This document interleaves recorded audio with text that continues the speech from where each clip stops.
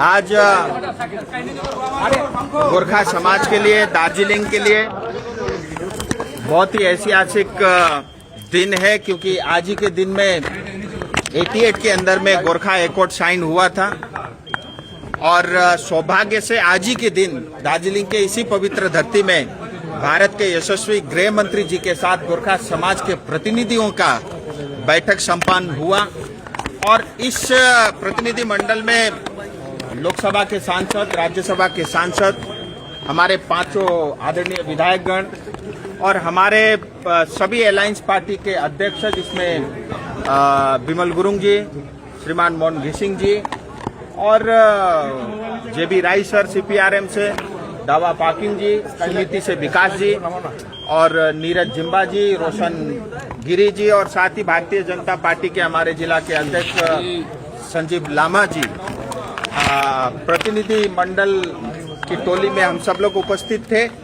और साथ ही भारत सरकार की ओर से स्वयं आदरणीय गृह मंत्री, पश्चिम बंगाल के आदरणीय मुख्यमंत्री शुभेंदु अधिकारी जी और भारत सरकार के गृह सचिव और भारत सरकार के डायरेक्टर आईबी और पश्चिम बंगाल के चीफ सेक्रेटरी, पश्चिम बंगाल के डीजीपी और इंटरलोक्यूटर जिनको भारत सरकार गृह मंत्रालय ने अपॉइंट किया है, पंकज सिंह जी और साथ ही पश्चिम बंगाल के हिल अफेयर्स के एमओएस विशाल लामा जी सभी उपस्थित रहे।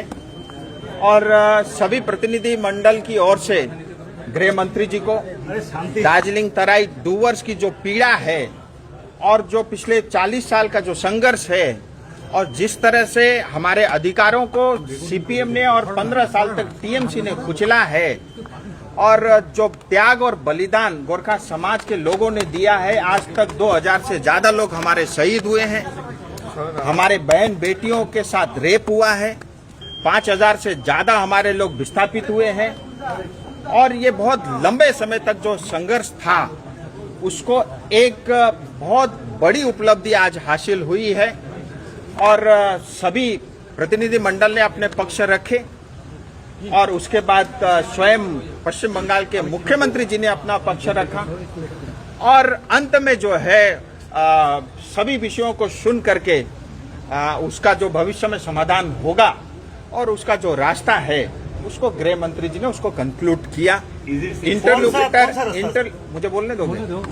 इंटरलोकेटर आदरणीय पंकज कुमार सिंह जी के नेतृत्व में गृह मंत्रालय की टीम का एक कमेटी का गठन हुआ है जो आज के इस एग्रीमेंट को ड्राफ्टिंग को फाइनल करने का काम करेगी।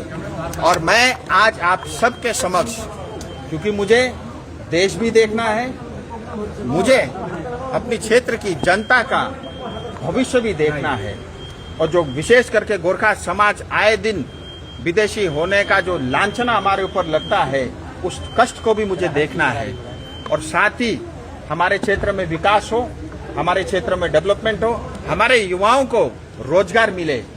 आज आप सबको पता है एशिया में पहला हाइड्रो अगर कहीं था तो वो दार्जिलिंग में था। 100 साल पुरानी यूनेस्को टॉय ट्रेन अगर कहीं चलती है वो दार्जिलिंग में चलती है। भारत में सबसे पहले अगर कहीं बिजली आई वो दार्जिलिंग में थी। और दुनिया भर में मशहूर अगर चाय का उत्पादन कहीं से शुरू हुआ उसकी शुरुआत भी दार्जिलिंग से हुई।